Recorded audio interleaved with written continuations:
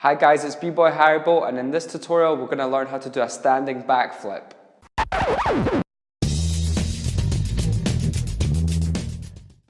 Okay, cool guys, so I'll just quickly show you what a back handspring looks like.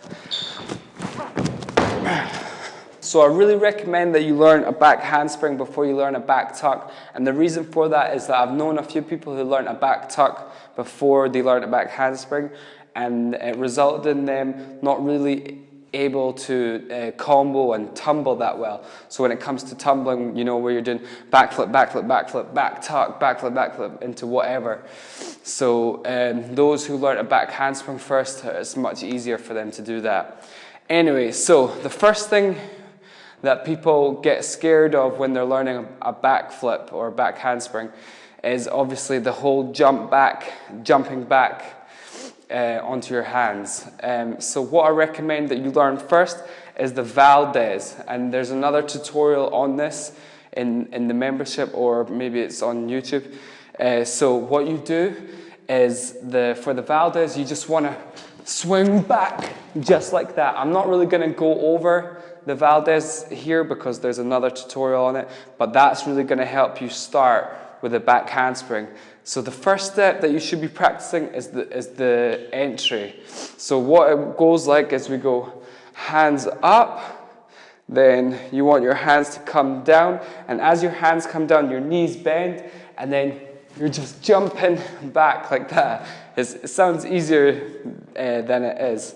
So again, the first step is to just work on your start, because if you're just if you don't know how you're starting, you're just gonna end up like just anywhere really. So you really need to get that start down. So again, hands up, hands down, and then you kind of want to jump off your ankles as well, because if you jump off your tiptoes are for back tucks because you're going up, but for a back handspring, you kind of want to go back.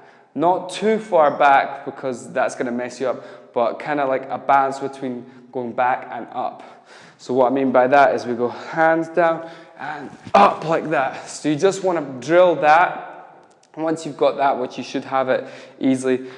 What I did, and this might mess you up a little bit, but is I started turning my head sideways. It's kind of a bad habit to get out of, but I think it's a good place to start if you've got a lot of fear. So this is how I start. I would go here, here, and then I would jump sideways just like that. And that's totally fine, I think, when you're pretty much just starting, because eventually, once the fear is gone, you're just able to just swing right back and just hit. So again, maybe just drill going sideways, going hands down, and then sideways over just like that. And then you just want to basically keep drilling that until that your head can just swing right back. So again, it's going like this, here, and then your head is going right back like that. When you're beginning, I guess it's okay to jump sideways and look at that angle, but beware, it can be a bad habit. I mean, it took me like 2 weeks or 3 weeks to get out of that, but it's possible, anything's possible.